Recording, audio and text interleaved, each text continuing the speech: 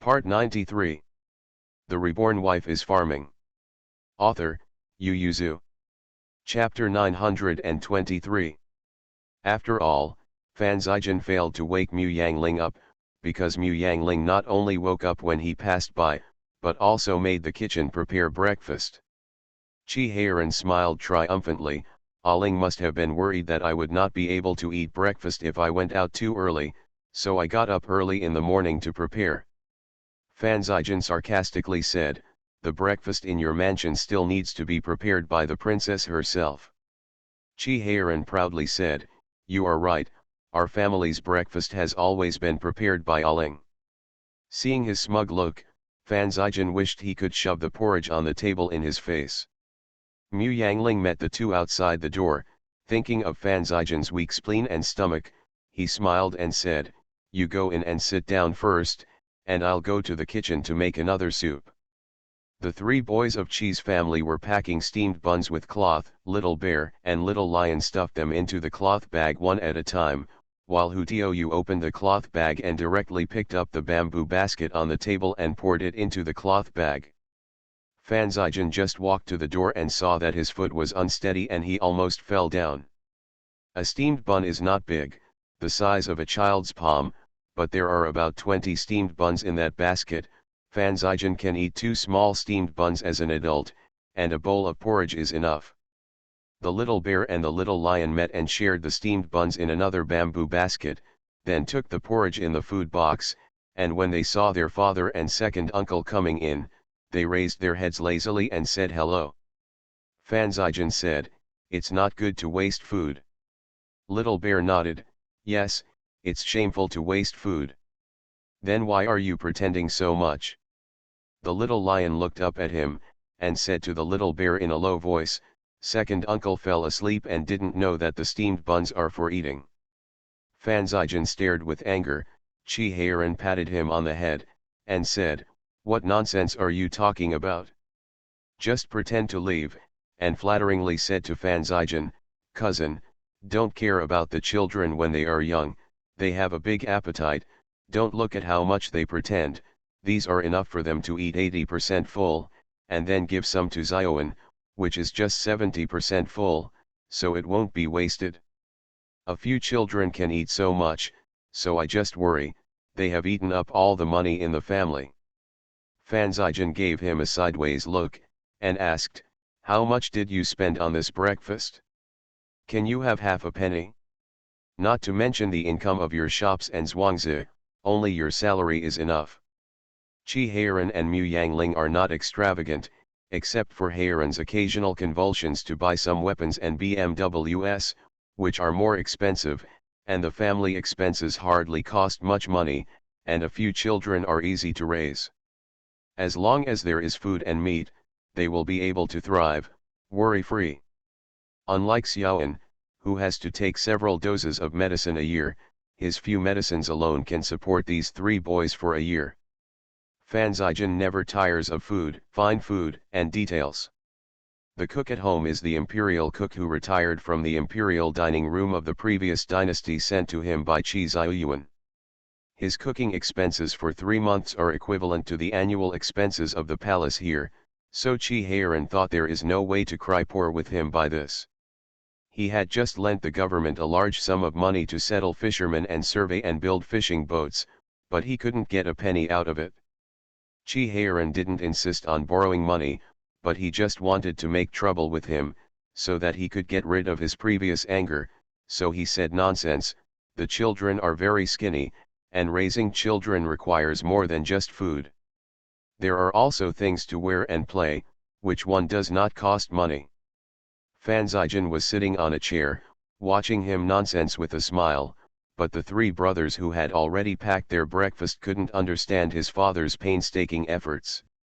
Because their father often whispered in their ears, if you are poor, I will spend all the money just to support the three of you." In fact, their family is very poor. Hearing his father crying about being poor at this time, Xiao Xiong patted his chest to comfort his father. "Daddy, don't worry, when I grow up by 2 years, I will be able to earn a lot of money." The little lion and the tiger had also dropped their breakfast and went to comfort their father. "Daddy, we can make money soon." Fan Zijian felt sore in his heart. He felt that such a good child was reborn in Chi Heiran's family. It was a shame that the mother who sent the child had no eyes. He looked at the two little doubtings and asked, "How do you plan to make money?" Hudu said, "Let's go to the sea to pick up seafood and sell them for money. Last time we sold a lot." The little lion said, "When we have a fishing boat, we can go fishing and earn a lot of money." Fan Zijian looked at the two children in astonishment. This is the rhythm of being a fisherman. The son of the royal family is going to be a fisherman. I don't know if the eldest cousin will die of anger when he finds out. Fan Zijian looked at Chi Heiran.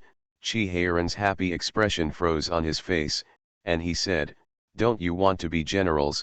Why are you becoming fishermen again?" "If you want to be a general, you have to earn money," Hudu said anxiously. "Daddy is in a hurry to spend money." "Make money for Daddy first, and then we will become generals when we grow up," Little Lion translated for Hudu. Fan Zijian's heart was even more sour. Chi Heiran smiled again. Fan Zijian couldn't see it, so he waved at Little Bear. "Little Bear, do you want to be a fisherman to make money like your brothers?" Xiao Xiang shook his head. Fan Zijian felt relieved, and guided him with a smile. "Your father is not short of money, so there is no need for you to earn it yourself. You are still young, so you should study hard and practice martial arts. The matter of making money is left to you. Your parents are." "Zijian, the children are filial to me." Chi Heiran hurriedly interrupted him, but Xiao Xiang said, "My father is very short of money, and he owed a lot of money to my second uncle. After finishing the money, the family has no money, only food, but my brothers and I have too much to eat, and the food can't last long." Looking at the three worried little faces, Fan Zijian's smile slowly faded away, and he looked at Chi Heiran disapprovingly. He had no objection to raising a boy poorly, but it shouldn't be right to let children worry about their livelihood so much. Chi Heiran was also taken aback. He didn't expect that his occasional crying of poverty would leave such a serious impression on the children. He hurriedly pulled the three children to his side, and comforted them. "It is true that the family is not well off now, but it is so difficult that for the sake of it, no matter how you say it, your father is a prince." However, the three children felt that their father was holding on, so Master Xiang sighed, patted his father's chest and said, "Don't worry, Daddy, we will soon be able to make money for the family, and then you and Mother don't have to worry about it. You can also add younger brothers and sisters to us, the three of us will definitely be able to support them." Fan Zijian took a strange look at Chi Heiran's lower body, and said with a half-smile, "So the reason why the family hasn't had any children is because they have no money to raise children?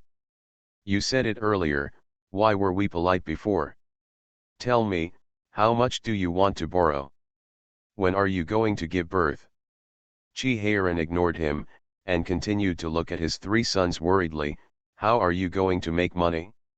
Don't tell me to go fishing. How much money can you make from fishing?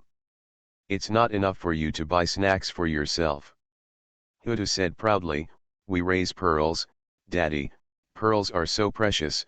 My brothers and I have asked about them. 10 small pearls cost 1 tael of silver. Pearls can be used not only as jewelry, but also as medicine. We don't have to worry about selling them." The little lion is also full of confidence. "We have already dug the pond, and after the Chinese New Year, we can start raising sea mussels and let them grind pearls. Then we can earn a lot of money, and we can buy food for our father to support us." The Reborn Wife is Farming. Author, Yu Yuzu. Chapter 924. Fan Zijian skipped the last sentence and asked with interest, "Are you really planning to raise sea mussels? Do you know what they eat?" The children shook their heads in unison, and the little bear said with a big heart, "They will find food by themselves." Yes, yes, there is no one to feed the sea mussels in the sea." The little lion and the tiger head were also very relieved. Fan Zijian put away his interest, turned his head and asked Chi Heiran, you just let them mess around. Boys will always suffer some setbacks. Chi Heiran was equally concerned, let them torment themselves. Fan Zijian curled his lips, feeling that they deserved to be father and son. Tiger Head, Little Lion, Xiaoan ran in from outside, pouted, I've been waiting at the door for a long time. Hutu and the Little Lion hurriedly apologized to him, we are comforting my father. What's wrong with Uncle Fourth? Xiaoan stared up and saw that his father was also here, hurriedly ran to his side, leaned on him and stared at Chi Heiran with big eyes, but didn't see any difference. Little Xiong stepped forward and took his hand, saying, let's go, we will tell you on the way. Brother Taos Hung and the others must be waiting impatiently. After hearing the words, Tiger Head and Little Lion hurriedly picked up their food boxes and cloth bags, and turned around to greet them, Daddy, second uncle, let's go then. When I came out, I ran into my mother, who also called out, Mom, we're leaving, we won't be home for lunch. Fan Zijian in the room frowned, are these 4 children playing like crazy? Why don't they even go to school? Chi Heiran said in surprise, isn't today a day for them to rest and take a bath? Only then did Fan Zijian think of Mu Yang's schooling system, and his cheeks puffed up. Mu Yangling came in with soup and said with a smile, Zijian, this is a medicinal meal made for you by the kitchen to nourish your stomach and spleen. Fan Zijian put away the anger on his face and sat down at the table. Chi Heiran looked at Mu Yangling, then at Fan Zijian, pouted, and sat down on the main seat. The 3 of them ate their breakfast in silence before Fan Zijian brought up the matter of colluding with the pirates. No, it was about doing business with the pirates. Seeing Chi Heiran looking at Fan Zijian worriedly, Mu Yangling hurriedly said, you can't do this business by yourself. Including our house, I heard that the pirates have a lot of treasures. I'm also greedy. Fan Zijian glanced at Chi Heiran sideways, and snorted, knowing that he was worried that the incident would be disadvantageous to him, so if he got involved, it would be much easier to solve it then. After all, there is still a big difference between the emperor's cousin and the emperor's younger brother among the courtiers. Since this is the case, it should be sooner rather than later. I will ask people to contact them as soon as possible, but you have to give me a few more guards to go deep into the bandits' den. I have to give my subordinates more protection. Chi Heiran thought for a while and said, I'll pick a few for you from the guards in the mansion. Fan Zijian became more cheerful when he heard the words, and said, some people are willing to do business, and naturally there are others who are unwilling. Those who are unwilling can only go ashore. You should prepare in advance. Chi Heiran pondered, now he temporarily divides the navy into 12 guards stationed at various coastal points, but the coastline is so long, no one knows where they will log in from, and it is even more difficult to patrol at night when it gets dark.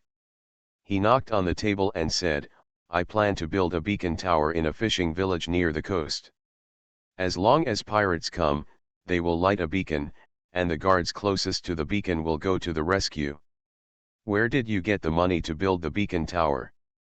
It is to set up a pile of firewood in the village, and put some raw firewood or leaves that are prone to smoke on it. We have few people now, so we can only do this.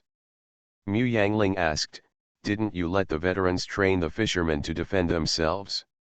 Why don't you let them form a militia? Patrol at night, and if pirates come ashore, they can resist for a while. Militiamen, Chi Heiran called out, you want ordinary people to practice martial arts. Mu Yangling said, it's not considered martial arts practice, just learn a few moves to control and kill the enemy, and it's best to form a team or something. Aling, it's fine if you say this in front of us, it's better not to spread it, the people use force to violate the ban. Heiran just asked the veterans to motivate them, taught them the law of patrol and some skills to control the enemy, and did not teach them martial arts moves, not to mention the method of arranging troops. If they learn martial arts and the method of arranging troops, if they are used by someone with a heart, I am afraid it will be detrimental to the court. To put it bluntly, I am afraid that if they learn martial arts, when they rebel in the future, the enemy's power will increase. Mu Yangling didn't understand that they monopolized this kind of knowledge. This is the same as the imperial court stated that it encourages people to study, but its policies have always favored a small number of people and restricted the development of private schools. Keep knowledge in the hands of only a few. Mu Yangling said, I never thought that teaching the common people to fight pirates would destroy the dynasty that supported them. My eldest brother has been working hard. Why did the common people rebel? Fan Zijian said displeased, fools are easily deceived, how can they think so much? Mu Yangling, then what if they are not fools? Why aren't they fools? If you can read and write, you won't be a fool, Qi Heiran said with sparkling eyes, is Aling teaching them to read and write? Qi Heiran and Mu Yangling grew up together and got along day and night, and it was easy to accept some of her ideas. At this time, he remembered what Aling said when he was in Qianan, knowledge changes destiny. It is a bit exaggerated, but knowledge is true, it can broaden people's horizons and have more choices. The words are not rough, and Qi Heiran fully agrees with this. How is this possible? Fan Zijian bulged his eyes and said, could it be that you still want to open a school for fishermen? Qi Heiran said with a smile, I can't open a school for them now, but I can let them listen to books, let them read the Analects of Confucius to them, in fact, teaching them martial arts and how to arrange soldiers. There is nothing wrong with it. The Navy is about to recruit troops, and these militiamen can be used as backup. Mu Yangling nodded again and again, we don't need to monopolize knowledge. In fact, it is the most beneficial for the royal family to allow more people to master knowledge. Because the interests are in the hands of a small number of people, the royal family may be controlled by them, but if the people all over the world can read and write, and can have their own future, will there be people who will rebel? This is impossible, Qi Heiran and Fan Zijian said in unison this time. Mu Yangling said, I know it's impossible in a short period of time, but what about 100 years, 200 years, 300 years later? We must first establish a goal before we can do it, and only after we do it will it be possible to achieve it. Fan Zijian finally knew where Qi Heiran's whims came from time to time, and he learned it from Mu Yangling. He looked at Qi Heiran, who was getting excited, curled his lips, got up and flicked his robe, and said, talk slowly, I'll go first. He should not participate in such daydreaming. You are listening to novels at Bless Up channel. Wish you happiness and luck. Please subscribe to receive new novels. How do you feel about this novel? Please like and leave a comment. The Reborn Wife is Farming. Author, Yu Yuzu. Chapter 925. Qi Heiran asked General Wang to send veterans to the fishing village to organize and train the young and strong in the fishing village. He also organized an art team to go down to the village. There were mainly two performances, storytelling and singing, because everyone had to work during the day, so the art team, the performance time of the team is always at night, which enriches the life of coastal fishermen. Within 2 days, Xiao Xiang and the others would sing at the top of their voices, is there no clothes? I'm in the same robe with you. Wang Yu Xingxi, repair my spear. I have the same hatred with you. Huda couldn't sing the tune, so he yelled directly, which was also very imposing. And Zioan would move over a chair, stand on it and tell them the story of Huo Qubing's expulsion of the Tartars. This is what they heard from Taos Hung, and Taos Hung heard it from the storytellers of the art team. And Qi Heiran invites the teachers to the villagers to go to the fishing village to give them lectures on the Analects of Confucius. Some of the teachers he invites are not even children. Just translate it to the fishermen. At this time, the steward Fang sent by Fan Zijian also got in touch with those pirates at sea, thanks to those pirates who surrendered. Fan Zijian hired 2 people to lead the way and take the lead. With them, Steward Fang asked for treasures without much doubt. The other party didn't doubt much, but suppressed the price a lot. The two sides talked back and forth for several days before deciding on it. First business. It was also at this time that a pirate finally couldn't help sneaking onto the coast at night, and sneaked all the way to the nearest fishing village. Before anyone entered the village, the dogs in the village started barking wildly. They were so sleepy that they wanted to sleep. The patrolling villagers in the past woke up immediately, sneaked over to take a look, and saw the light of knives flashing from time to time in the dark night, and a few people knew that pirates had entered the village. A few people did not dare to speak out, and were divided into two teams. One team stayed here to guard, and the other team returned to the village to wake up the villagers. The pirates, on the other hand, fed the prepared medicine bones to the dogs, blaming each other while feeding them. What do you think? I missed one. Seeing that the lights in the village were not lit, they breathed a sigh of relief. Fortunately, the villagers were not awakened. Who knows whether they will tie 3 dogs at the entrance of the village or tie them separately. The young and strong in the village gathered together with their things, and the family members began to pack up their things and leave. When the village chief saw that the other party was about to leave the village, he hurriedly asked someone to beat the gong. When the gong sounded suddenly, the pirates were startled, and then the end of the village caught fire, and they knew they had been found. The pirates cursed in a low voice, raised their knives and ran into the village. Don't kill people, grab the food and run.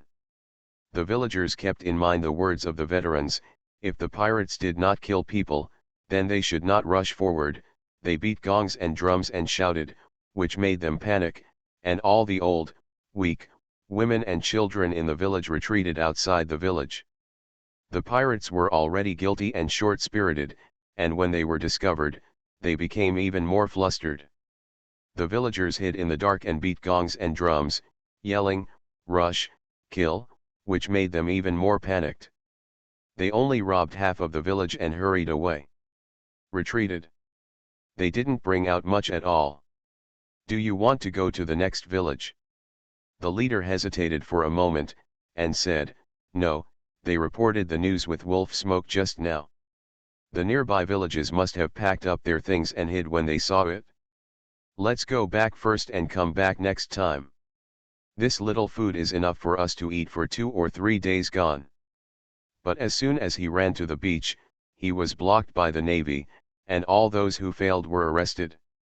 Dare to pluck their beards from the tiger's mouth, even if they are Han Chinese, Chi Heiran has no mercy. Quanla, who had blood on his hands, was cut off on the beach, and the rest were exiled according to the law. Thinking that the navy is short of people now, Chi Heiran directly sent people into the army.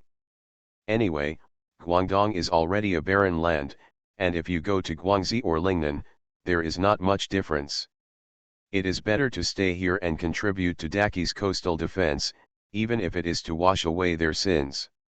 As a result, the pirates who originally disdained to do business with Fang Guanxi sent messages one after another, expressing their willingness to exchange the treasures in the sea for food. So, Steward Fang quickly asked someone to bring back 2 boxes of jewelry.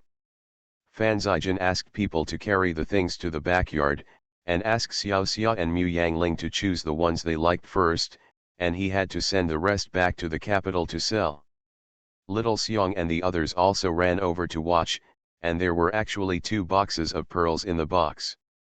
Hu Tiou picked out the box, said wow, drooling, this is the pearl, so beautiful, big brother, we can raise it too. Is there such a beautiful pearl? Little Bear was full of confidence, it's definitely possible. Little Bear prefers shiny things, so he took out a crystal horse from the box and was unwilling to put it down. The little lion dug out all the things in the box and compared them, and finally chose a dagger studded with gems. The style of this dagger was not like what they usually used, and it looked like an imported product. When the little bear saw it, his heart moved, and the little lion said, "Brother, there are shiny things inside." Little Bear had no choice but to continue hugging his crystal horse. Hudu held the box of Dongju and did not let go. Xiaoan looked around, found out the other box of Dongju, poured all the beads to his mother, and said, "Mother, you choose this one." Then he took the box to pick up the big and beautiful gemstones in the box, picked up a box and covered it. He looked up obediently to Fang Guanxi, who was waiting by the side. "I want this." Steward Fang stared dumbfounded at the priceless gem in the young master's hand. He was speechless, as expected of the son of the Duke, with such a shrewd personality. The three brothers were also stunned by Xiaowen's wit. They all looked at the box and wanted to choose again. Mu Yangling hurriedly said, "Okay, everyone is the same. You have already chosen and you can't choose again. Manager Fang, hurry up and choose again, lift things down." "Your Majesty, you haven't chosen anything yet." Mu Yangling saw the eyes of the three brothers were bright, and he wanted to rush forward, so he hurriedly said, "I have a lot of jewelry, so I will choose next time." Steward Fang also saw the eyes of the three young princes, and hurriedly asked someone to carry the things down. "It was only after I went out that I realized that these things belonged to the masters. Even if the little masters picked them up, it would be fine." Steward Fang wiped the sweat from his forehead. Fortunately, no one noticed this before, otherwise he would be dead. In the room, Xiao Xia smiled embarrassedly at Mu Yangling. "This kid is too clever." Mu Yangling laughed and said, "It's not good to be smart. If you are stupid, you cry." She looked at the four children holding the baby and said, "Old rules, these things must be registered and recorded, and no one is allowed to take them out. Let me know that you are exchanging things for money. Be careful and I will beat you." The four children nodded in agreement. Although they couldn't exchange money, their property has also increased, right? Especially Xiaoan, this kid almost picked out all the most precious gems, and seeing the three brothers gathered around, he also readily gave away one piece to each of them. He had a box full anyway. The Reborn Wife is Farming. Author, Yu Yuzu. Chapter 926. "Ma'am, this is from Andre in the Foreigners Club." Zhu Liang presented a box. Mu Yangling opened it and saw that there were two precious stones inside, one blue and one red, both the size of pigeon eggs. The key is that the color is bright, and it is the best at first glance. She closed the box and asked, "What does he want?" "Counting this time, he sent me 3 gifts, right, each time was more expensive."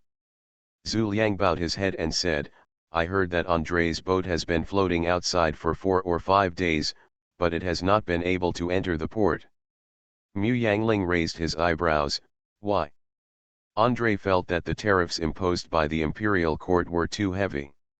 He wanted to meet the prince and bring up the tariff issue again. Mu Yangling sneered, closed the box, and said, "Go and tell him, I can let him see the prince." Zhu Liang was taken aback. The princess never interfered with the prince's business. No matter how many people came to her, she always asked him what he meant. If she could help, she would accept the gift. Receiving a gift of the same value, this was the first time that he decided to meet a foreigner without asking the prince what he meant. Zhu Liang hesitated for a moment, and asked, "Madam, do you want to ask the prince?" Mu Yangling shook his head. "Since Andre can find me here, he can naturally find someone else. It's better to talk to the prince than to talk to the secretary of the city and the government. I don't think our tariffs are high." Zhu Liang understood that the princess was afraid that the people in charge of the city and the government would not be able to bear Andre's sugar-coated bullets, and opened the door for the other party to make things easier or write a letter to reduce taxes on his behalf. "Andre here, let the other party retreat in spite of the difficulties." Zhu Liang hurriedly responded, and turned around to reply to Andre's people. Mu Yangling looked at the gemstones on the table in thought. It has been nearly a year since the ban on opening the sea. Qi Ziyuan divided the region into 13 provinces, and set up 2 levels of local government, prefecture and county, and opened ports in the coastal areas for sea trade. Control. After quarreling for a long time, the court finally introduced import tariffs and export tariffs at the beginning of spring.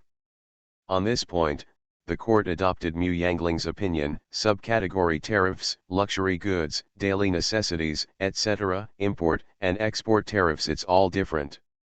Among them, the import tariffs on luxury goods are particularly heavy, but no matter how big the merchants are, they don't think it's a problem. Compared with the previous tariffs of half of the tax on all goods of the sea merchants in Dazhu, this is considered to be lower. Luxury goods are only taxed at 30%, while import tariffs for other products are lower. Most importantly, their export tariffs are lower, and some items are even free of tariffs. This is great news for the merchants of Daki. It is said that the merchants who are interested in maritime trade gathered together and donated a lot of money and goods to the court to build ports and support the poor fishermen along the coast. Only Fan Zijin and Chi Ziyuan knew about it. Chi Heiran never cared much about it. This is good news for the merchants of Daki, but it is mixed for foreigners. The joy is that Daki, which always closed ports before, has opened so many ports to them at once. The worry is that they also have to pay taxes. You must know that in the past, Dachi only paid taxes to merchants from their own country.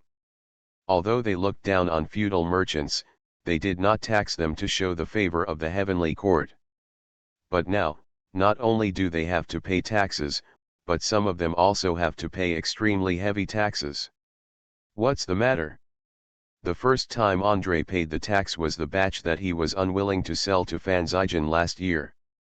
At that time, the tariff had not yet been decided, and Fan Zijin said he would charge as much as he wanted. But still reluctantly paid. This time he was here with the boat, because he knew that overseas goods would be very popular when the sea was banned in Daki, so this time he brought 3 boats at once, and the goods on each boat were of extraordinary value.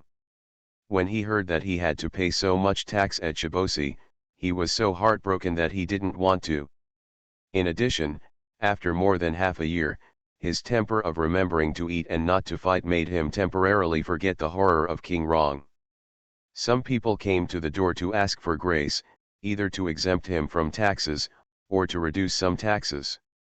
Don't blame Andre for thinking this way. He has been doing business with this country for more than 10 years. Although the ruler has changed now, he doesn't think it makes any difference. The humanities and ideas of this country have not changed. The previous one, when the emperor was in power, he could enter Hong Kong with only one request. Sometimes he could get more than 10 times the reward if he offered some not so precious gems and glazes. The rulers of the Celestial Dynasty are very stupid. Chi Ziyuan, who is considered stupid, has insisted on the principle of paying taxes for merchants under the bombardment of letters from his brother and sister-in-law. My brother is right. Why should a businessman in Daki pay taxes when doing business, and an outsider comes to my house to do business without any hindrance? As for the prestige of the Celestial Dynasty, even taxes are not collected, so how can there be prestige at all? Mu Yangling knew that some literati like to chatter, so he specially wrote to Chi Ziyuan, telling him that in the hearts of foreigners, our Daki is a fool, the emperor is a fool, the ministers are fools, especially the officials of the Ministry of Household Affairs. It's even more stupid, because they don't charge our taxes, only their own people's taxes. This letter was edited and polished by Chi Heiran. It wasn't that rough, but the scolding was even more severe, and there were people in the court who objected to paying taxes to the merchants. Chi Ziyuan directly threw the letter on the opponent's head. The courtiers were blown up, especially the household officials who were named.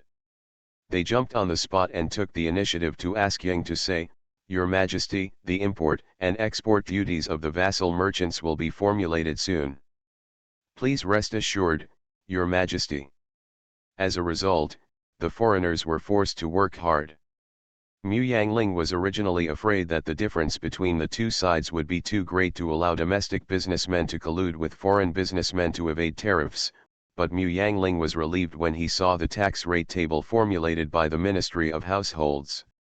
The tax rate of merchants is not high, and it is not cost-effective if they entrust Daki merchants to register their names, because the extra tariffs may be enough for them to pay for labor services. On the side of Daki merchants, strict laws have also been enacted. Anyone who colludes with foreign businessmen to harm Daki's interests will be punished as a crime of treason, and the crime will affect the three clans. Although a businessman loves money, it's not worth it to harm his family and life for such a little money. Therefore, Andre can only turn to Mu Yangling when he has nowhere to go. In his heart, Qi Heiran is the emperor's younger brother and can give them preferential treatment, while Mu Yangling is Qi Heiran's wife and can persuade Qi Heiran. Moreover, Mu Yangling's original heroic image is deeply rooted in his heart. A woman who is not weaker than a man. Mu Yangling took the things, and when Qi Heiran came back with his 4 children covered in mud at night, Mu Yangling mentioned this matter and said, "You can meet him sometime." Si Xiao immediately shouted, "We are going to." Mu Yangling stared, "My lord is going to talk about business, what are you doing with me?" Qi Heiran was protecting the children, "What's the serious business of talking to foreigners? I don't want to take care of business matters." "That's fine. Let's meet that Andre later when I take them to the beach."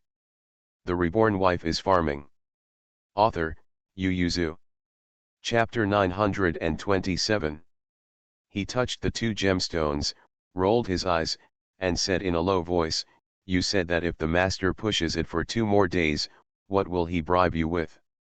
Mu Yangling rolled his eyes and said, "If you push it off for 2 days, he will go directly to the people from the Shivo department."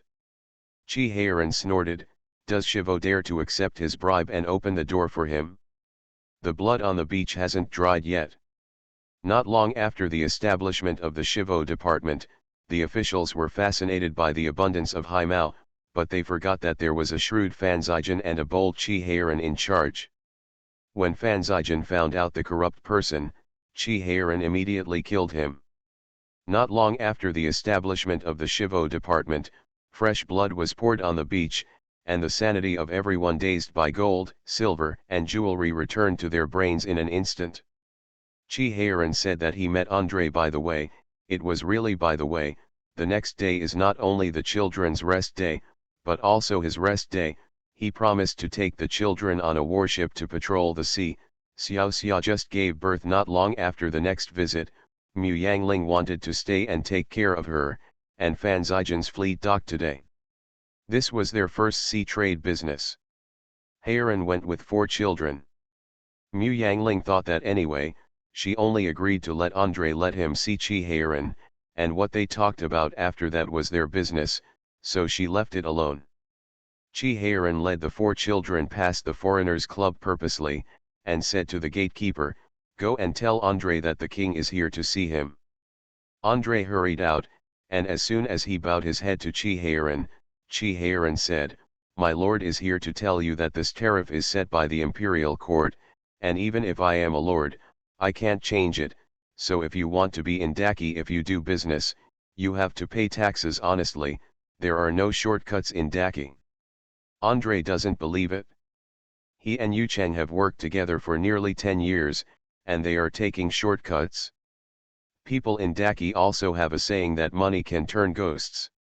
He believes that as long as he gives enough profits, he can impress the other party. He pondered for a while, and was about to persuade Qi Heiran, when Qi Heiran got on his horse and didn't give him a chance at all. He said very casually, "Okay, let's talk, I still have something to do, let's go first." It took Andre so much effort to meet Qi Heiran, of course he couldn't just leave like this. He hurriedly shouted, "Wait a minute, my lord."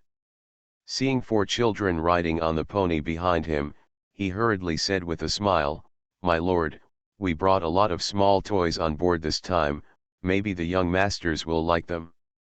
I wonder if the lord has time to bring your son, let's go aboard and see. When your ship enters the port, they will naturally look at it if they want to." Qi Heiran looked at him warily, "You don't want to use a few children to bring in the goods, do you?" Qi Heiran pursed his lips, and said, "Don't say that there are only some toys on your boat, even if there is a dragon, you have to go through the shipbuilding department to enter the port." Andre hurriedly said, "The prince misunderstood, I didn't mean that, but I have a request, I hope the prince can agree, this is a long story. Then don't talk about it, I still want to accompany a few children to go to sea to play. Andrei was choked. Could it be that Dachi's father would delay his business in order to play with his children? Andrei felt that he was a little unlucky and a little lucky to meet a loving father. If the prince doesn't mind, can you allow me to go with you? If it's going to sea, I can explain a little bit for you. Chihayran was a little hesitant. Although he has learned a lot about the sea in the past 6 months, compared with Andrei who has been floating in the sea for 20 years, his experience is still much less. With him explaining, the children can also know more knowledge and experience more fun. Andrei noticed that Chihayran's attitude was loose, and continued to insist, also, this time I brought several pairs of clairvoyants on my cargo ship. With them, I can see farther places and discover more beautiful scenery in the sea. Chihayran rolled his eyes and agreed. Clairvoyance is all imported products. His previous pair was bought by his elder brother at a high price. It is very rare. He also wanted to prepare a pair for his children these years, but he couldn't find it. Since Andrei has it here, he just gave it to him. Children add on. Andrei happily boarded the boat with Chihayran. The warship was the one that captured the pirates last year, and nothing was added to the ship, so Chihayran was not afraid of Andrei watching. Standing on the deck, facing the wind and waves, the 4 children shouted excitedly, "Wow, this is the first time they have been on such a big boat. The deck is as big as a yard of their house." They ran around excitedly, and then stand on the bow and lie on it to watch the scenery. Chihayran was protecting them nervously, while yelling at them, "Quickly stand up for me, if you fall, you will feed the sharks." Tigerhead asked, "Can we see sharks?" "I can definitely see it," Xiaoan shouted, "my father said that there are sharks in the deep sea, and their mouths are so big." He opened his hand and drew the largest circle. The little lion let out a wow, looked left and right, moved 2 steps towards his father, and snuggled up to him. When the little bear saw it, he patted his chest and said, "Don't be afraid, brother. I will protect you. I am very strong, so I am not afraid of sharks." Hutu was lying on the bow of the boat, drooling, "The shark is so big, how long will it take to finish eating it? When the time comes, I will let my mother cook both the braised ones and the steamed ones." Chihayran's head was full of black lines, and he shouted, "Tigerhead, sharks are not good to eat." Hutu's eyes sparkled, "Daddy, have you ever eaten?" Xiaoan accused Chihayran, "Fourth uncle eats alone." Both the little bear and the little lion looked at their father in disapproval. Chihayran almost ran away, pinched his waist and said, "Father has never eaten it, but the bigger the food, the less delicious it is, it's common sense." "No," Hutu shouted, "cows and sheep are much bigger than chickens and ducks, but they are better than chickens and ducks. Sharks are bigger than cows, and they must be better than beef. Dad, let's catch a shark and go back." Chihayran smiled hee and asked, "What do you use as bait, do you? Your mother is not here, who can pull that thing? Also, sharks eat human flesh, you eat them after they eat people?" The tiger head immediately shrank its neck. Chihayran patted them on the head, and said, "That's the end of this topic. When you go a little further, you can fish if you want, but only a little, and don't be tempted by sharks. Sharks will come out in groups when they see blood, and he is not a fool to provoke this thing." Seeing that the children were finally quiet, Andrei quickly interjected. He first congratulated Daki on the prosperity of the sea trade, then talked about how the former emperor of Daki's royal family Dazu treated them preferentially, and then talked about their difficulty. They want to come here from the other side of the ocean, and it will take them more than 2 months to nearly 3 months. The journey is tiring, and the ships need supplies. They hope that Daki can allocate a port or an island for them to replenish, and Daki's customs duties it's too high, Andre said that their country still has many precious gemstones, colored glaze. If Daki's tariffs are always so high, many of their products cannot be sold to Daki, and Daki will lose a lot of benefits, so I hope that Daki can reduce the tariffs appropriately. Of course, if Daki is worried that the reduction of tariffs will cause losses to the country, he can only reduce the taxes on Spain. You are listening to Novels at Bless Up channel. Wish you happiness and luck. Please subscribe to receive new novels. How do you feel about this novel? Please like and leave a comment. The Reborn Wife is Farming. Author, Yu Yuzu. Chapter 928. Chi Heiran frowned and said, if you need supplies, Guangzhou has a seaport. Apart from Guangzhou, there are also ports such as Guanghaiwei and Huizhou. Don't worry about your supplies at all. Andre smiled and said, this port is too busy, and some things are too busy. I want to ask for a small port that only accepts our Spanish fleet to dock for supplies. My lord, most of the people doing business with your country are Chinese businessmen.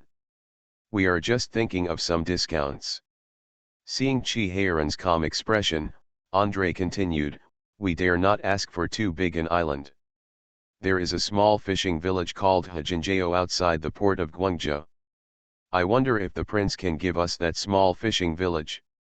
Let their ships anchor here for supplies and their crews live here. Chi Heiran's heart trembled, and he said with a serious face, Masterin, our court has no tradition of enfeffing territories, not to mention, you are not my meritorious service, let alone grant you the land.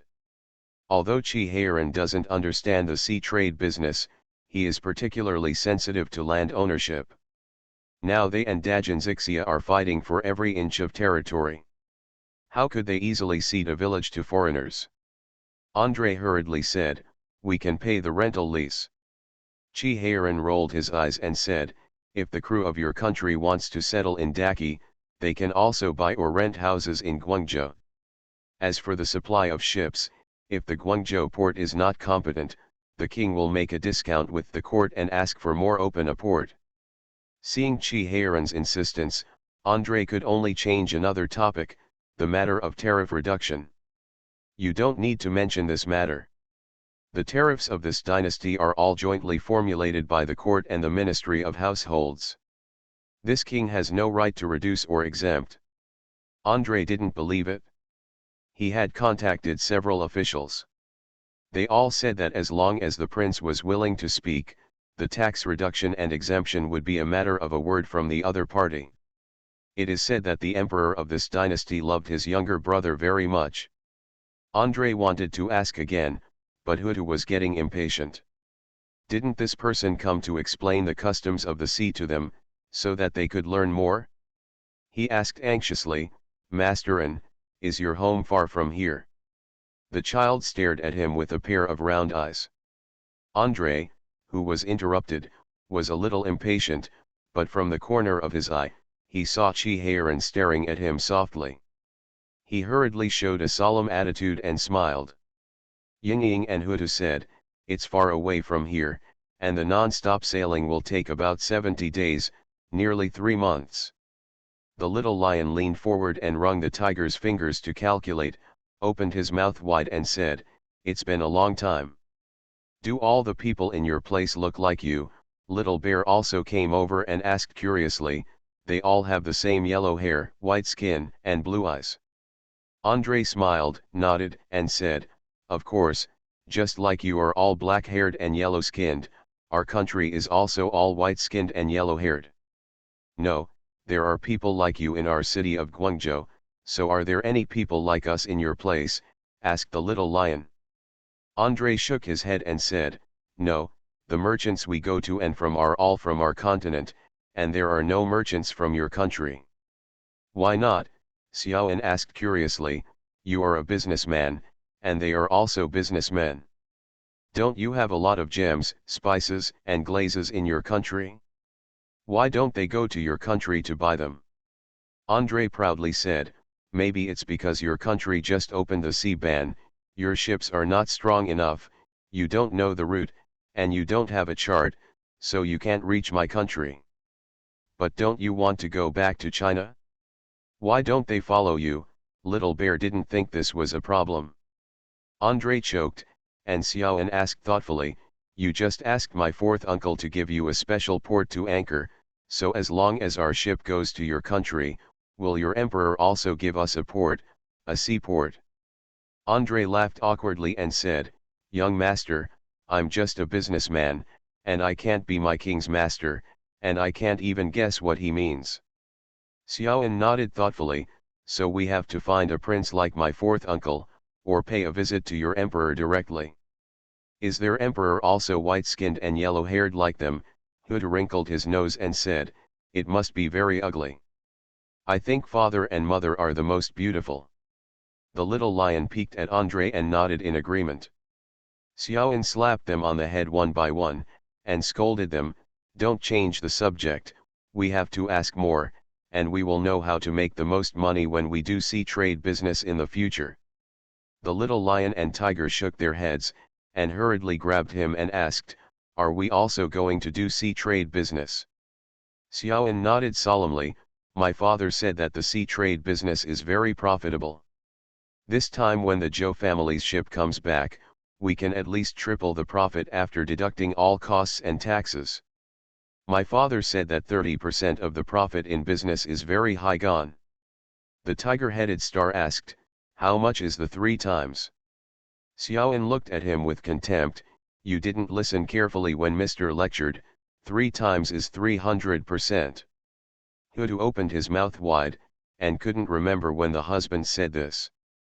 So we will also do maritime trade business in the future, Xiaoan clattered his abacus, let brother Taos Hung be the captain and brother Ping Lang be the sailor. Little Xiong floated over and interjected, let Heza build a boat for you, his carpentry is very good now. Heza is a student of Baoxiang Academy in Zhuangzili, Lingnan. He has chosen carpentry as his future development goal, and is now working hard to become an excellent carpenter. San Xiao repeatedly nodded, expressing agreement, and asked him to be cheaper. The voices of the children were not low. Andre and Chi Heiran listened to the whole process. The difference was that Chi Heiran knew that these boys would definitely do what they said, and was worried that they would all go overseas when they grew up, while Andre Lai only thought it was a child's joke. After all, the oldest little bear was only 7 years old, and the youngest tiger head and little lion were only 4 years old. He would be crazy if he took it seriously. The 4 little ones negotiated the covenant temporarily, and Xiaoan turned around and continued to pester Andre and asked, then do the ports in your country collect taxes from us? Andre said with a smile, naturally, tariffs are an important income for a country. Chi Heiran, who was listening, raised his eyebrows. Since tariffs are an important income of a country, why do you want me to reduce or exempt them? Chi Heiran backed away calmly, and smiled at Andre, Masterin, help me take a few children, I'll go to the cabin to have a look.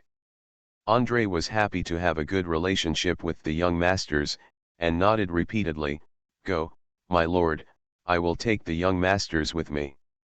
When Chi Heiran turned around, he winked at the 4 children. The little bear turned his eyes and focused on the little lion and Xiaoan. Xiaoan quietly pinched the tiger's head, pulled Andre, and asked questions. Stand up. The little bear hurriedly pushed the little lion out, stood behind Andre himself, and asked a few questions from time to time. The Reborn Wife is Farming. Author, Yu Yuzu. Chapter 929. Chi Heiran pulled the little lion to ask him to write down a few questions, and said in a low voice, quietly tell you little brother and big brother, let them ask Andre.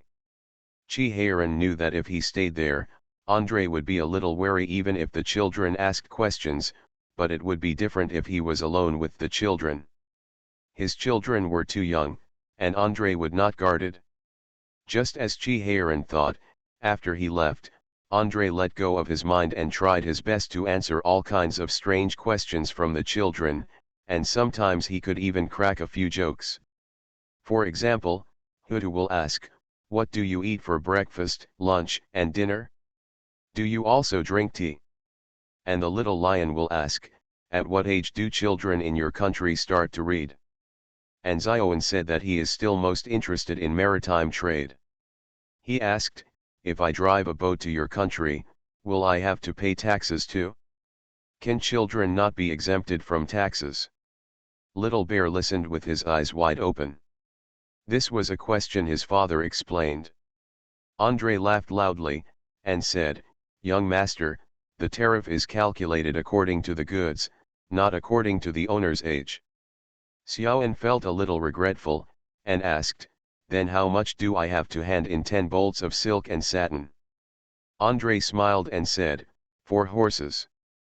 Little Xiang rolled his eyes and asked, is it because you paid more gems, or more spices? It must be a gem, cried the little lion. The gem is more beautiful. Then let's buy all the spices when we go. Hutu suggested, let Lishun make us a few more pouches at that time, and we will pack them all with spices and bring them out. Shouldn't the things we carry be taxed? Andre, who was a little wary, laughed after hearing this kind of childish talk, and said, the young masters are wrong, the tax on spices is heavier than that of gems, but this young master is right. It's true that you don't have to pay taxes on your belongings, but what you carry with you is limited, and if the other party finds that you intend to evade taxes, you may have to go to jail, which we don't care about. Every time they go to sea, they bring a whole ship of goods. Are they afraid of paying the tariffs for the extra items they carry? That is to say, the sailor will bring some things onto the boat, so that he can earn more money back and forth, but the cost of the sailor is also very high, and sometimes it will disappear after a few months of being romantic. Of course, he will not talk to the children about these things. Said. Andre was dragged by a few children, and asked questions here and there. Some were childish, some were about maritime trade, and sometimes politics. Of course, it is impossible for a few children to ask clearly, they will only ask, how many concubines does your emperor have? How many princes? Are they as old as us? Is the princess beautiful? There is also a prince who is as capable as my father. Will your chancellor grow a beard? When the children were finally satisfied, Andre's mouth was dry, and they had already walked a long way. There were only a few fishing boats floating in the sea, and a slightly sharp voice came from a distance, and the children were lying on their backs. Looking from the bow of the boat, he exclaimed, look, that's a fish that can spray water. The group of fish yelled again, which was different from the sharp one before, and it sounded much better. The 4 children yelled and squatted on the bow of the boat to watch, not daring to blink their eyes. Andre said with a smile, that's a whale, it seems that our luck is very good. The whales were not coming towards them, they were far away from them, and the children watched them disappear into the sky helplessly. Hutu exclaimed, Mother told me about this kind of fish, saying that it is very precious, we must protect them. Andre smiled and said, whales are very powerful and don't need human protection. Moreover, as far as I know, there are many countries near the sea that like to catch whales. The 4 children said and asked, is the whale delicious? Why do you want to catch it? Just as Andre was about to answer, one of the 2 identical children suddenly yelled, excitedly shouting, pirate, it's a pirate, we've met a pirate. Andre froze, and hurriedly turned to look at the sea, because of the violent movement, his neck accidentally twisted. The 3 children who hadn't paid attention to the sea at first ran to the bow of the ship when they heard the tiger's head yelling, and when they saw a flag with a skeleton in the distance, they immediately shouted excitedly, it's really a pirate. A pirate with a warship. Go ahead, go forward, we want to defeat the pirates. Little Bear shouted excitedly, wishing he could run towards the pirate ship immediately. The soldiers on board also spotted the pirate ship, and immediately became vigilant, readying their weapons one after another. Some even wanted to come up and carry the young masters back to the cabin to prevent them from being accidentally injured here. But the tiger head and the little lion beat and kicked because they were unwilling to go back, and they helped Xiaoan, who was weak, fight off the soldiers who came to hug him, while the little bear, after expressing his unwillingness to leave, no one dared to come forward and hug him forcibly. Well, this master's strength is very strong. If you don't control your strength with a slap, they can slap the boat down. Several soldiers were looking at them anxiously. Chi Heiran strode out, and suppressed the four boys with a single glance, but he didn't ask to send them back to the cabin. Now they are still far away from the pirate ship, what are you afraid of? Now their eyes were on the corsair, and it would be a long time before they reached it, or it took a long time for it to catch up. Chi Heiran didn't intend to turn the four boys into cowards. It's okay to see the pirate ship, anyway. He didn't intend to run up to get beaten. Chi Heiran ordered the captain, go forward for a while, let them see the pirate ship clearly, and we will set sail back. The captain, with black lines all over his head, turned the rudder together with the crew and walked forward for about a quarter of an hour before he could see the situation over there clearly. Someone shouted, the pirate ship seems to be robbing the merchant ship. No wonder they hung up the skeleton flag, which is usually kept away, so as to confuse merchant ships. Then shall we go and rescue them? You are stupid, we only have so few people, how can we save them?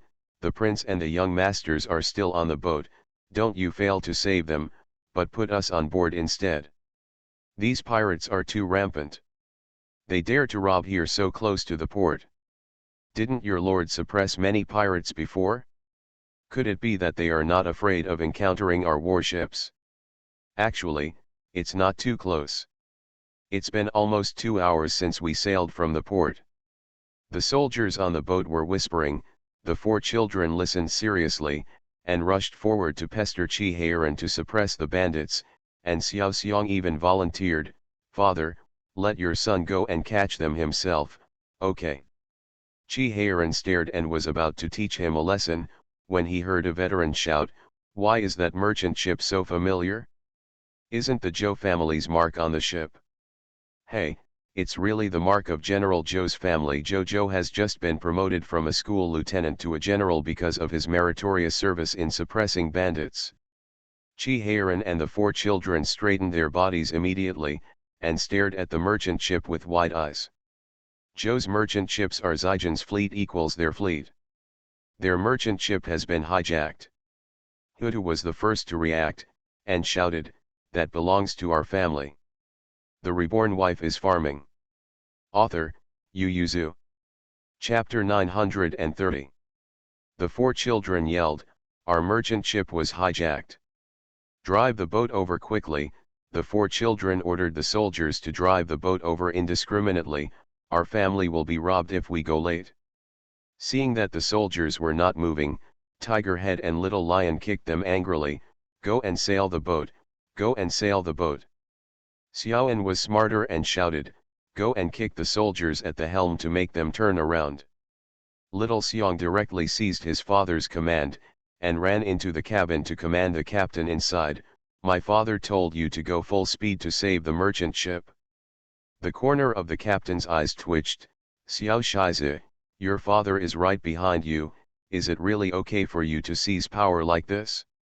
Chi Heiran glared at his four sons, and shouted, be quiet, is it possible that you will be so panicked when you become generals and encounter enemy troops in the future? The four children stood in a row, straightened up and looked at their father. Not only Andrei, but even the soldiers lamented that he was worthy of being a son from the palace and the duke's mansion, and he was so courageous at a young age. Children as young as they are, let alone encountering pirates, or yelling that pirates are coming, the children would cry in fright, but these few not only didn't want to run away, but also wanted to go to the pirates and snatch the merchant ship back. Thinking that these young masters captured a bunch of pirates with their own hands last year, the soldiers all looked at them with admiration. The prince and the young masters are so powerful, even if there are few people on board, they don't need to be afraid of those pirates. The soldiers straightened their chests and became confident. Since the beginning of spring, Chi has launched several wars against pirates, not only wiped out most of the pirates from Dongying and Korea, but also recruited most of the fishermen who went out from Daki to become pirates. It can be said that they have never lost, soldiers, their unprecedented self-confidence. But Chi didn't think so. He knew what he had done. Except for Victor's group of pirates who were defeated by fewer at the beginning, the others were more than few. The soldiers only saw that they killed more enemies on the battlefield with fewer casualties, but they didn't know that he was basically crushed by 3 times the number of troops, and how much preparation he had made before the battle. Not only did he let Steward Fang figure out the pirates' positions, but he also roughly figured out the defense of some pirate dens. After so much preparation, he caught them by surprise and won the victory. Although he also participated in the naval battle, he gave the command to General Wang. If he has enough people and is evenly matched with the pirate ship, he still has a 50% chance of winning, and he has a cannon on board now, because the soldiers are only half equipped because they are taking the children out to see the scenery and patrolling. If there were no children on board, he might take the risk. Even if he could not win more with less, he would have no problem escaping, but now that there are children on board, he is already timid, and it is impossible to win again. Just a breath.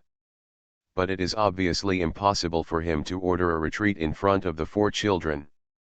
A Ling said that children behave according to adults. If he retreats without fighting today, he will leave the children timid. In my impression, these 4 children may become like this in the future. Chi brain was running fast, and he lowered his head to meet the 4 pairs of shining eyes that he trusted completely. Chi sighed, and finally ordered, "Full speed ahead, let's go and have a look." The 4 children cheered, and Little Bear asked, "Daddy, can I have sex?" Little Bear had long been envious of that cannon, and looked at him eagerly. Chi gave him a sideways look, and said to the 4 children, "Now you are soldiers and I am a general, you have to obey my orders on the boat. Little Bear, go choose a bow and arrow, and you will stay by father's side when you turn around. I don't let you move, you are not allowed to move, and you are not allowed to speak, do you hear me?" Yes, Little Xiong ran to choose a bow and returned with enthusiasm. San Xiaoyan looked at the coincidence helplessly. "What about us?" Chi glared at them, and said, "You are soldiers now, do you have a place to interrupt when the general gives orders?" The 3 children immediately tensed up and shut their mouths tightly, expressing their longing with only their eyes. Chi turned around and told the captain, "Leave the simplest standard equipment on the deck, 2 gunners on the cannon, and all others retreat to the cabin."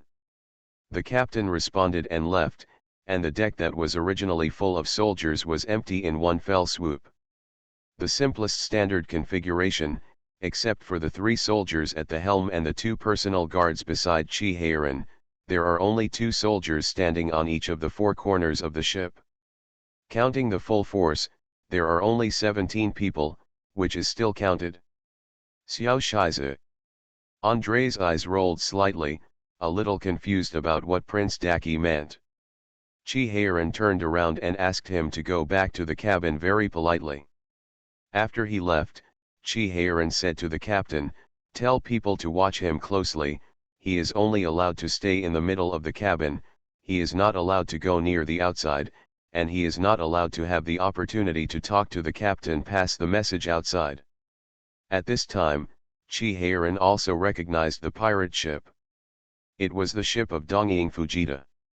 They had encountered twice at sea and fought twice. Although he didn't lose, he didn't win either. In Chi opinion, he didn't win the opponent's ship, he didn't win. But Hiro Fujita hated him so much, every time he met Chi he would lose some crew members. Last time his ship was bombarded by his cannon, and at this time, he saw the ship from a distance when the sign of Daki was raised. He gritted his teeth and said, "That is the warship of the Daki Navy, let's see who leads the troops, we will buy the big one." The boat was too far away, and they could only vaguely see the flag on the boat, but couldn't see the people on board clearly. At this time, Chi Heiran said to San Xiao with a serious face, "Now, I will entrust you with a difficult task." The three of them looked at Chi Heiran with bright eyes. "You enter the cabin and show me the soldiers inside. Without my personal order, no one is allowed to step out of the cabin, understand?" San Xiao nodded fiercely. Chi Heiran added, "Including you." Sang Xiao continued to nod, and shouted full of pride, "I promise to complete the task. If you go out of the cabin, we may lose this battle, and I will deal with you according to the military law." All three of them nodded solemnly. Chi Heiran waved, "Okay, let's go." Sang Xiao turned around and left in line. The three of them entered the cabin and stood guard at the door, staring at the soldiers who were ready to go. The soldiers and the young masters stared wide-eyed, their hearts pounding. The captain who received the new order also looked nervously at the three young masters. The prince said that he must keep a close eye on the three young masters, absolutely not allowing them to leak a trace, and let the other party know that there are 3 children on board. The captain sweated wildly in his heart, and shouted in his heart, "My lord's empty city plan is too risky. There are 4 young masters on board, and his sons are all on board." You are listening to Novels at Bless Up channel. Wish you happiness and luck. Please subscribe to receive new novels. How do you feel about this novel? Please like and leave a comment. The Reborn Wife is Farming. Author, Yu Yuzu. Chapter 931. Chi Heiran was also betting that Hiro Fujita would not dare to make a move. The 2 ships gradually approached, and Chi Heiran realized that another ship was also approaching this side quickly, and the 3 sides converged. Pedro stood on the deck and signaled to Chi Heiran from a distance. Chi Heiran raised his eyebrows, but today they are all together, the 2 biggest pirates in their sea area are all here. The back of the lieutenant standing next to Chi Heiran got wet, the 2 pirates, if they cooperate. Chi Heiran waved his hand to greet Pedro, "Why are you here? I remember that you promised me not to rob my Daki merchant ship." Pedro smiled and said, "Your Majesty, don't get me wrong, I just came here to take a look when I saw that there is something lively here." His eyes slid over Chi Heiran's warship, and he was very puzzled. There were only a dozen people on the other side's boat, how dare he come over? Pedro's intuition is deceitful, and the pirates in the sea area have been suppressed and beaten by Chi Heiran for the past 6 months. Pedro, to show that he has no malice, directly ordered the ship to retreat twice, so that if the 2 sides fight it didn't affect him either. Pedro became suspicious, let alone the always suspicious Hiro Fujita. The other party squinted his eyes and looked at the warship. He saw a child standing beside Chi Heiran with a big bow on his back, staring at him covetously. That child is simply a small version of Chi Heiran.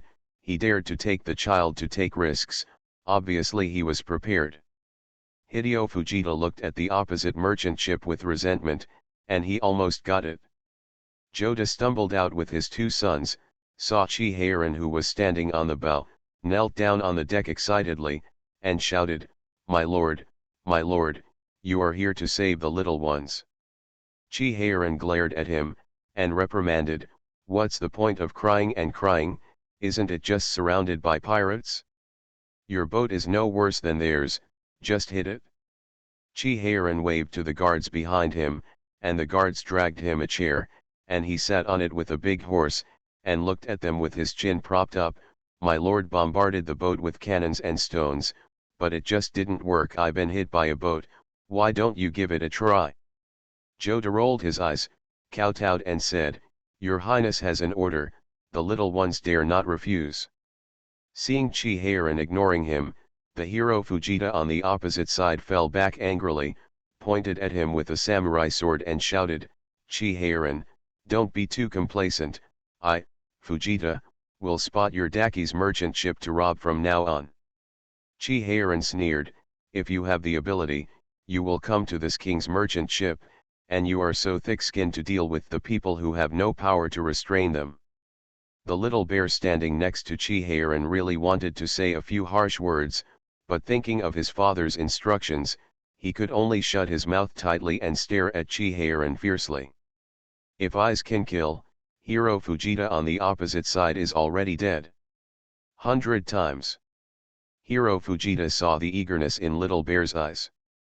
If a child didn't rely on him, how could he have the guts to be hostile to him? He brought out all the elites this time just to intercept the Zhou family's merchant ship. He didn't dare to confront Chihayron head-on. If he lost it again, he really didn't have many people left. Hiro Fujita weighed 1 or 2, did not dare to take the risk, and quietly gestured with the back of his hand, and shouted unforgivingly, "Chihayron, why do you think I chose the Zhou family's fleet this time? Listen. Everyone is begging for life at sea, all they want is a chance to survive, you really pushed everyone into a hurry, we will fight you to the death." Chihayron was furious, slapped the chair, pointed at him and said angrily, "If you want to ask for a living, you will cut off the livelihood of the people of Daki? If you want to be a pirate and go back to your Dongying country, this king has not taken care of your Dongying. But as long as you are in my Daki territory, I will not allow you to do evil." Fujita's boat retreated rapidly, and Fujita shouted at Chihayron, "We came first to the sea area, why is it within your Daki territory? Pooh, this is not land, could it be that the sea also belongs to your Daki?" Chihayron's face was flushed, Xiao Xiong was anxious on the side, ignoring his father's instructions, he jumped up and said, "You are arguing, this is the closest to our Daki, these islands belong to my Daki, and this sea is naturally ours too. This is called territorial sea, and the management rights above are called territorial sea rights. If you haven't read the books, go back and read more books." Little Xiong has listened to Mu Yangling's stories and knowledge about the sea for more than half a year, and he did not love Fujita at all.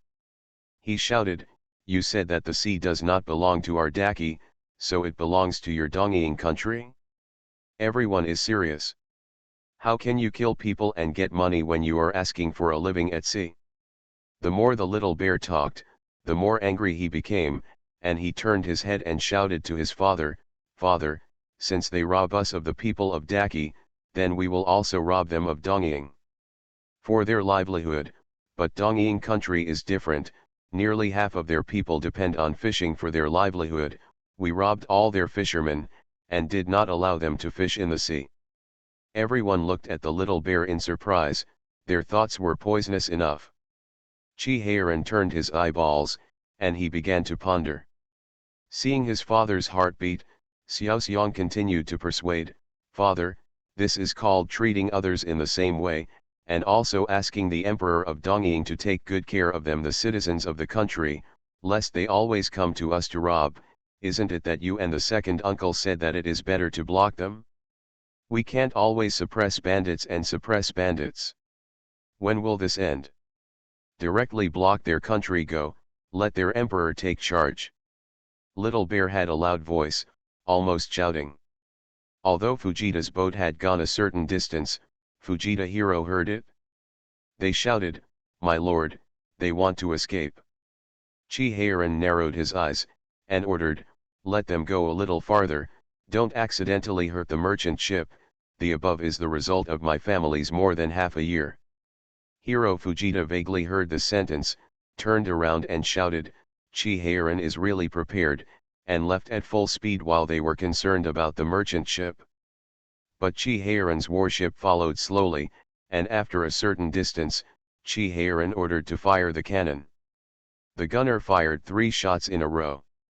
Although they missed Fujita's ship, they also caused some losses. Chihayron didn't chase very far. He asked people to turn the bow of the boat to point at Pedro, and asked, "Pedro, have you finished the fun? Do you want to have a cup of tea with me in Guangzhou?" Seeing that there were still 17 men on the deck, Pedro's heart was shaken sharply. If he could take down Dachi's warship, he would not only be able to take back a ship, but also use the Prince of Dachi. in exchange for a lot of benefits. As soon as the idea came up, a cabin door opened, and a school captain walked out from the inside. The other party quickly closed the door, walked over and whispered in Chi-Heiran's ear, "Master, Fan Shiza called the little one to tell you, he knows the trick you used is called empty city strategy," and the two young masters temporarily changed it to empty ship strategy. After the captain finished speaking, he bowed his head deeply, and all thoughts in his heart were lost. This was what the three young men coerced and lured him into saying that they wanted to find an opportunity for Pedro to see their cabin full of soldiers and knives. Pedro did see it, although the door was closed quickly, but they still saw the rows of soldiers standing behind the door and the shiny blades in their hands. The Reborn Wife is Farming. Author, Yu Yuzu. Chapter 932. The great Chi Prince was really prepared, and Pedro immediately pressed down on the idea that had just arisen. He was different from Fujita. The Dongying Kingdom is very close to here. If there are fewer people, you can quickly replenish the staff. It's just the difference between a novice and an experienced. However, if he is short of people here, he will have to wait for the first half of the year or even longer. During this time, he may be annexed by other pirates or wiped out by Daki officers and soldiers due to lack of manpower, so unless he is sure to catch Chi-Heiran, otherwise he would not take the risk. It's also because his country is far away from here, so he can face this prince boldly, kill him or capture him, and after getting a fortune, he can take people out of the sea area. But Fujita is different. Dongying Kingdom is not far from here. If he kills the younger brother who is most favored by the emperor, he is afraid that his country will suffer the wrath of Daki in the next moment. This is equivalent to causing war between the two countries, so he don't dare, but can't let go. Pedro, who wanted to kill Chi-Heiran freely, saw the rows of soldiers and blades behind the door. Chi-Heiran smiled and said, "Thank you, my lord, for your kindness. I still have some urgent matters. I will save the tea for another time. If I am lucky enough to go to Guangzhou, I will definitely ask you for this cup of tea." Pedro left with the people. Chi-Heiran sneered at the boat that was gradually moving away from the other party. He turned his head to look at Zhou's boat, waved his hand and said, "Set up the board, let Zhou come and answer." Seeing that the crisis was over, Zhou heaved a sigh of relief, and took a son and a steward to the warship through the wooden boards erected by the two ships. Once on board, he knelt down for Chi-Heiran. Chi-Heiran first ordered the captains to sail the boat, and then called him up, "What's the matter with you? Shouldn't you arrive at the port early in the morning? Why is Fujita blocked here?" Zhou burst into tears. He was also very wronged. 5 boats went together, they went back together, they estimated that they could arrive this morning, and they released the swift that had been raised on the boat last night, let it take the letter back. Who knows, not long after dawn, they ran into pirates. They are all merchant ships of Daki. Except for the Zhou family's new ship, the other 4 are refurbished sea ships more than 20 years ago. Who is Fujita's opponent? Although Fujita's boat didn't have cannons, it had trebuchets, bows and arrows and other weapons. On the other hand, they didn't even have many bows and arrows, let alone trebuchets. Maybe, so they drove forward as hard as possible, hoping to meet Daki's patrolling navy. But Fujita was not chasing 5 boats, but only chasing one of them, with a clear goal. Because their ship has Angwagong and Rong Junwang as shares, the other ships dare not leave them and escape alone, but Zhou doesn't want to offend his colleagues to death, and he has to watch and help them if he wants to go to sea in the future, so he gritted his teeth and passed in a special way. He made an agreement with the other 4 ships that he would lure the pirates to the side, and they would report back as soon as possible so that someone would come to rescue them. It would be impossible for other merchant ships to be rescued, but the cargo on this ship was owned by Nkuagong and King Rong. Among other things, the sailors would not dare to delay with only the name of King Rong. So Zhou clenched his teeth to lure people away with a 60% chance of success, because his boat was newly built, and its performance was not bad. He had been stalking them for nearly 2 hours before being caught up. Fujita was about to get someone to kill him. The merchant ship ran into Chihayaren and the others. Knowing that King Rongjun brought some young masters out to relax today, Jota only felt that his luck in this life was really not so good. Little Xiong looked at Jota, who was crying sympathetically. Under Mu Yangling's education, he has always respected the old and loved the young. Seeing Jota kneeling on the ground and crying hard, he stepped forward to help him up, and even put his father on the ground. The chair dragged over for him to sit on. Jota was flattered, wiped his tears and said, "Thank you, little prince, thank you, little prince." Thinking about the information he had received, Jota hurriedly said, "My lord, before you came, Fujita said that he aimed at the cooperation between our Zhou family and the Wangfuqiagong's mansion, so." Chihayaren raised his hand to interrupt him, and said, "I know, during this period of time, I have wiped out most of the pirates from Dongying. He is taking revenge on me." A cold light flashed in Chihayaren's eyes.